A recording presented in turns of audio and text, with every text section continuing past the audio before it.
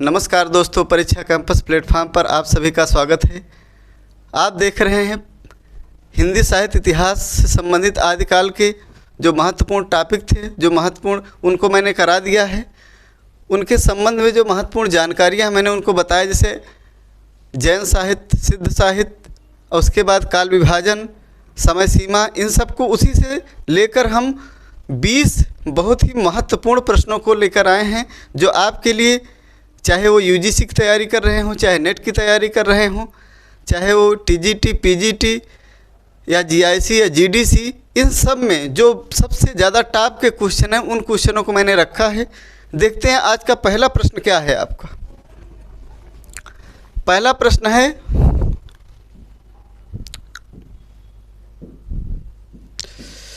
देखिए पहला प्रश्न है, इतिवृत्त और आलोचना का समवेत रूप से समवेत रूप होने से वह इतिहास आज भी प्रकाश स्तंभ बना हुआ है, यह कथन है।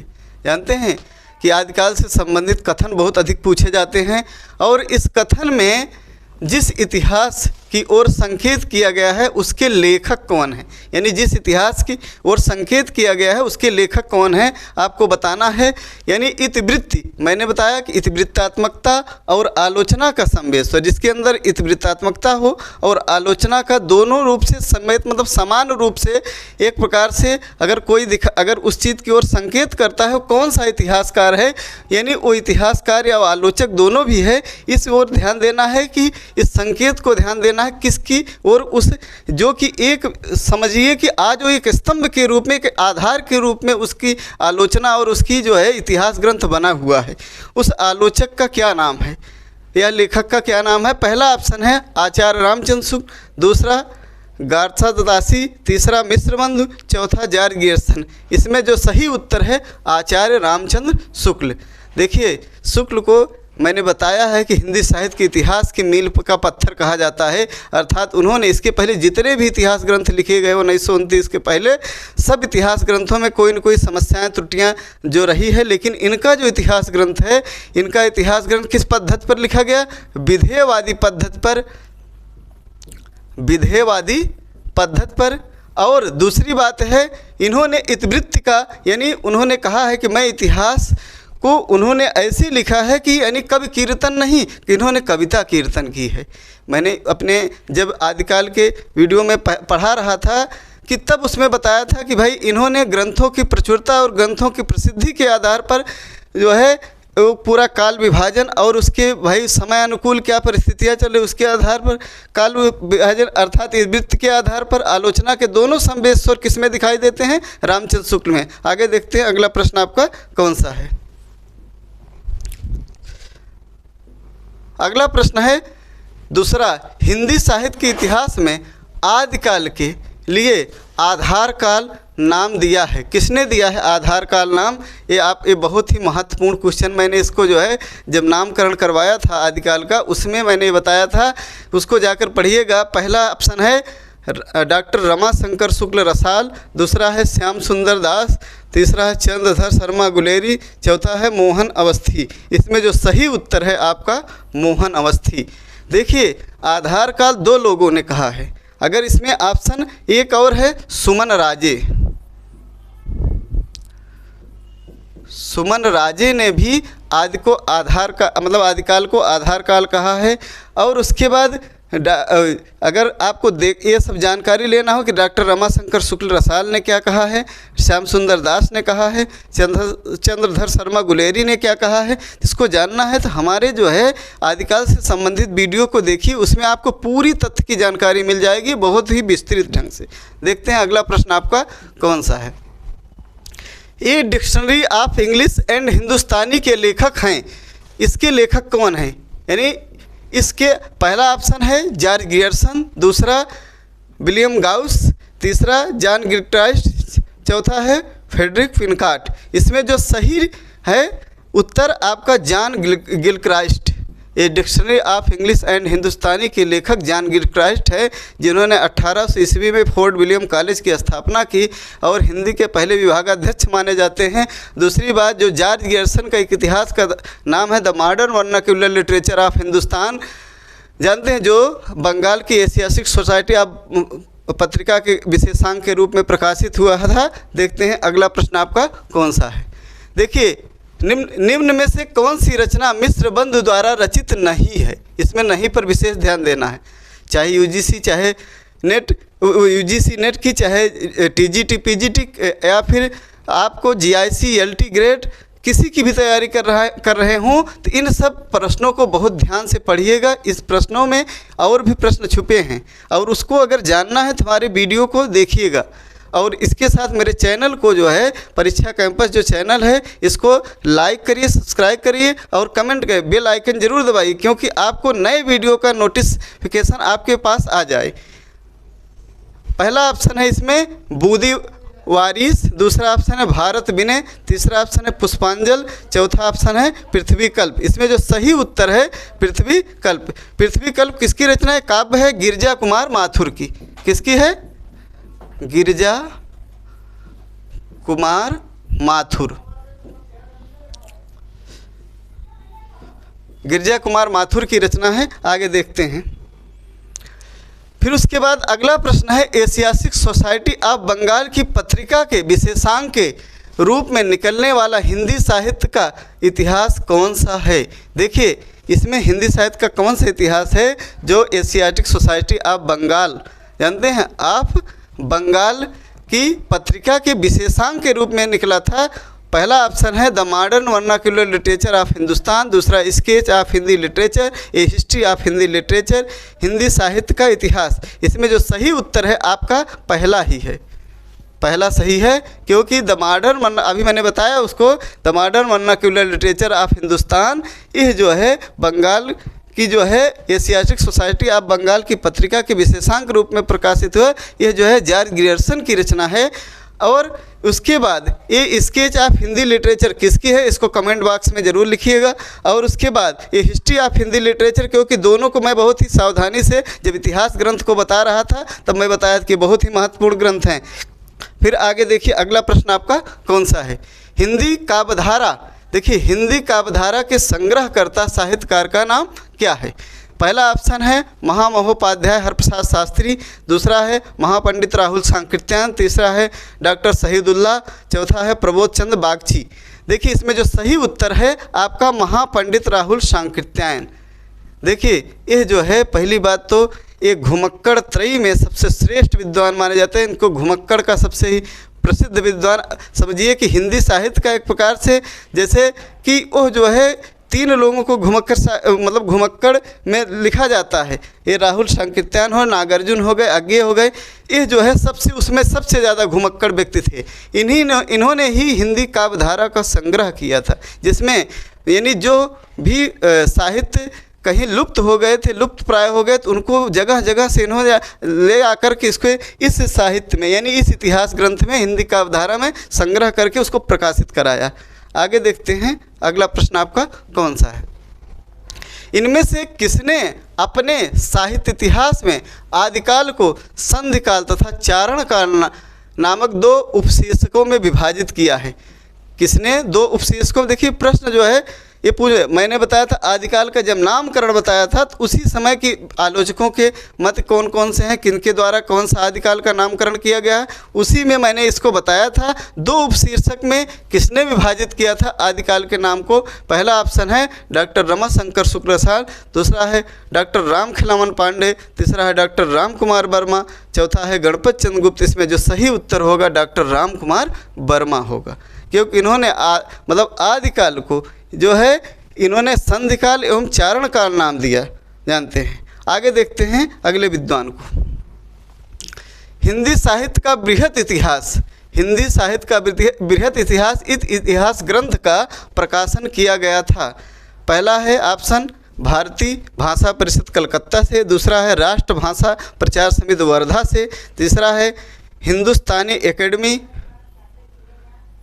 एकेडमी इलाहाबाद ने, चौथा है ऑप्शन नागरी प्रचारी सभा काशी ने। इसमें जो सही उत्तर है नागरी प्रचारी सभा काशी ने 1953 में जो है हिंदी साहित्य का बृहत इतिहास का जो है संपादन किया था, यानी प्रकाशन इन्होंने ही करवाया था। अगला प्रश्न है कि हिंदी साहित्य जगत में मिश्रबंधु नाम से विख्यात लेखकों में सम्मिलित हैं। मिश्रबंधु तीनों, यानी उसमें मिश्रबंधु हैं, 3 भाई हैं, तीनों भाइयों का नाम बताना है कि कौन कौन सा। ये प्रश्न हमेशा पूछा जाता है, इसमें भी प्रश्न पूछा है। पहला ऑप्शन है गणेश बिहारी मिश्र, श्याम बिहारी मिश्र, कृष्ण बिहारी मिश्र।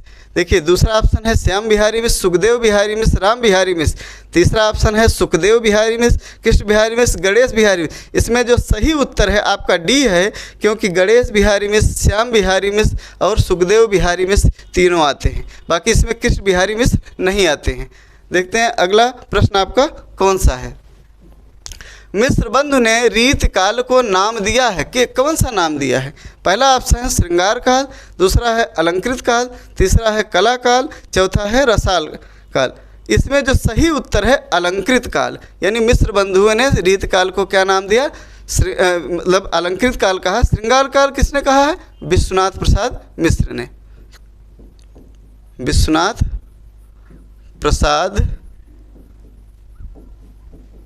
मिश्र ने, क्योंकि जिसको भी यानी रीतकाल चाहे आदिकाल संबंधित अगर कोई भी विद्वान इसको जानेंगे तो भाई श्रृंगार काल किसने कहा था? विष्णु। और कला काल किसने? रमाशंकर शुक्ल रसाल ने कहा था। आगे देखते हैं 11वां क्वेश्चन है, हिंदी साहित्य के आदिकाल को सिद्ध सामंत काल, सिद्ध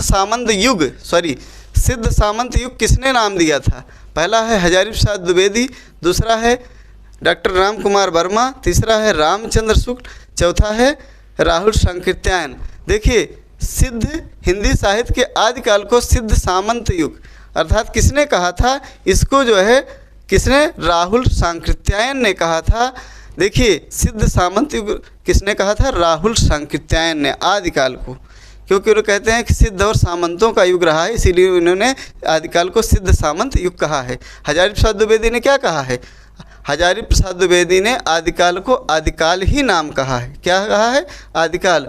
और उसके बाद अभी राम कुमार वर्मा को मैंने बताया चारण, और उसके बाद फिर डॉक्टर रामचंद्र शुक्ल क्या कहा है, इसको आप कमेंट बॉक्स में लिखेंगे। रामचंद्र शुक्ल ने आदिकाल को क्या नाम से संबोधित किया है। अगला प्रश्न देखते हैं, हिंदी साहित्य और संवेदना का विकास किसकी रचना है? ये बहुत ही महत्वपूर्ण, इस पर जो है मैंने चर्चा की है कि यह जो है ऐसा पहला इतिहास ग्रंथ जिस पर व्यास सम्मान मिला है। अब ये रचना 1986 में लिखी गई। देखिए पहला ऑप्शन है डॉक्टर राम स्वरूप चतुर्वेदी, दूसरा है डॉक्टर श्याम सुंदर दास, तीसरा डॉक्टर नगेन, चौथा रामविलास शर्मा। इसमें सही उत्तर है राम स्वरूप चतुर्वेदी। ये जो है 1986 में लिखी गई, 1996 में इस पर जो है व्यास सम्मान मिला था। आगे देखते हैं 13वां प्रश्न, नागरी पिछाड़ी सभा द्वारा प्रकाशित हिंदी साहित्य का बृहत इतिहास के प्रथम भाग का शीर्षक है। यानी नागरी पिछाड़ी सभा द्वारा बृहत इतिहास हिंदी साहित्य का इतिहास प्रकाशित हुआ, उसका जो प्रथम भाग का नाम क्या है, यानी शीर्षक क्या है, वही पूछा है। पहला हिंदी भाषा का विकास, दूसरा हिंदी साहित्य का उद्भव और विकास, तीसरा हिंदी साहित्य का अभ्युत्थान, चौथा हिंदी साहित्य की पीठिका है। इसमें जो सही उत्तर है डी फॉर डॉग, हिंदी साहित्य की पीठिका। हिंदी और जो है हिंदी साहित्य का उद्भव और विकास ये किसकी रचना है? हजारी प्रसाद द्विवेदी की, जो है हजारी प्रसाद द्विवेदी की है। और हिंदी भाषा का विकास, इसको आप कमेंट बॉक्स में लिखें, क्योंकि मैं आदिकाल में सभी इन ग्रंथों को लिखाया हूँ, बताऊँ कि ये सब बहुत ही महत्वपूर्ण है। देखते हैं अगले प्रश्न को, असंगत विकल्प चुनिए। इसमें आपको असंगत विकल्प बताना है। पहला ऑप्शन है हिंदी साहित्य का दूसरा इतिहास, डॉक्टर बच्चन सिंह, ये आपका सही है, अर्थात ये प्रश्न गलत हुआ।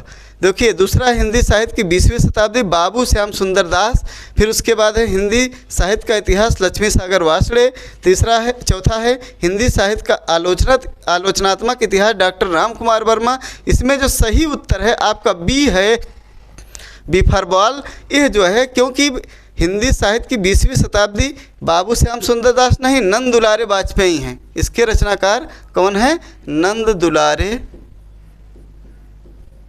वाजपेयी।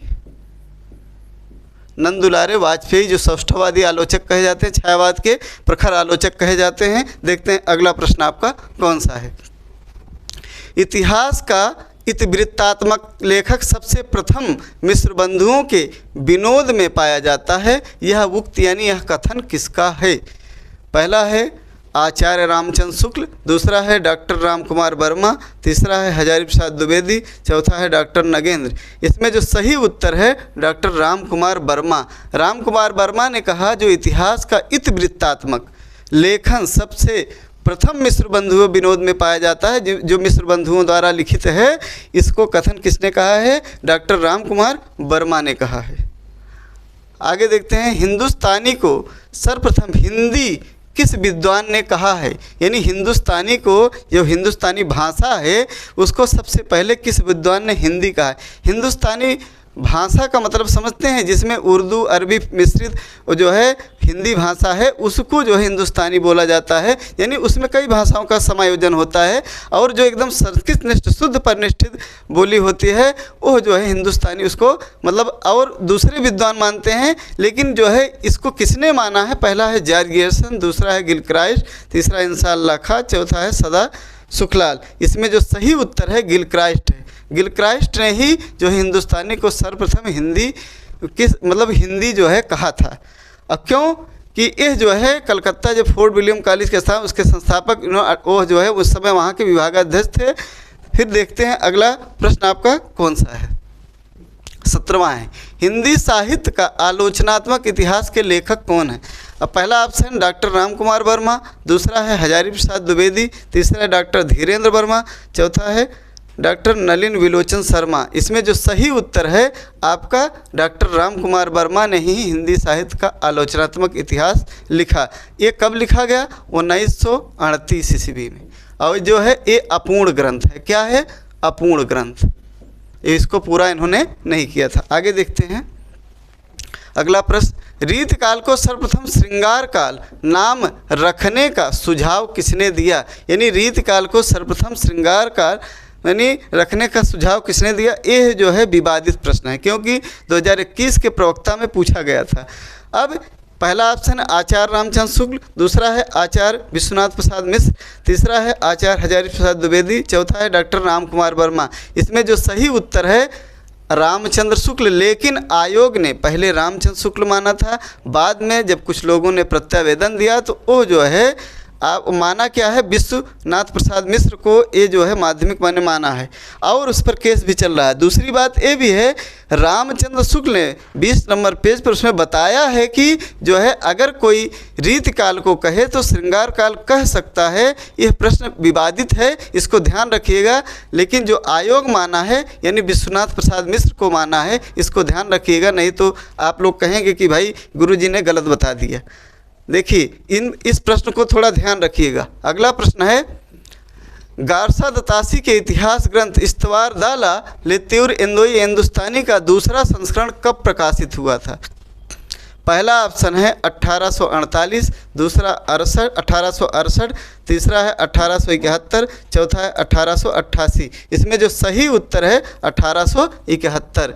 यह जो है वहाँ उत्तराखंड के असिस्टेंट प्रोफेसर में पूछा गया था कि गारसा दतासी के इतिहास ग्रंथ इस्तवार दाला लेत्यूर एंदोई हिंदुस्तानी का यानी दूसरा संस्करण कब प्रकाशित हुआ था? 1871 में। आगे देखते हैं अगला प्रश्न, रामचंद्र शुक्ल का हिंदी साहित्य का इतिहास पहले किस ग्रंथ की भूमिका के रूप में छपा था? पहला है हिंदी शब्द सागर, दूसरा है हिंदी साहित्य कोश, तीसरा हिंदी साहित्य सागर, चौथा है हिंदी सरित सागर। इसमें जो सही उत्तर है ये हिंदी शब्द सागर की भूमिका के रूप में प्रकाशित हुआ था। कब प्रकाशित हुआ था? 1929 में प्रकाशित हुआ था, 1929 ईस्वी में। इसका दूसरा संस्करण 1940 में प्रकाशित हुआ था, जो एकदम शुद्ध परिनिष्ठित संस्करण था, उसमें किसी प्रकार की गलती नहीं थी। देखिए ये प्रैक्टिस सेट आज का जो है बहुत ही महत्वपूर्ण 20 प्रश्नों को मैंने रखा था, ये समाप्त हुआ।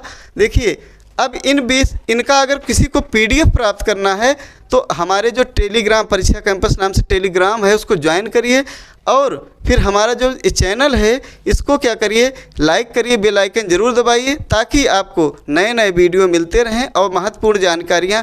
अब आशा करते हैं कि यह जो है आपको जो प्रश्नावली है बहुत अच्छी लगी होगी और आपके परीक्षा के लिए उपयोगी सिद्ध होगी। मिलते हैं अगले वीडियो में, तब तक के लिए धन्यवाद।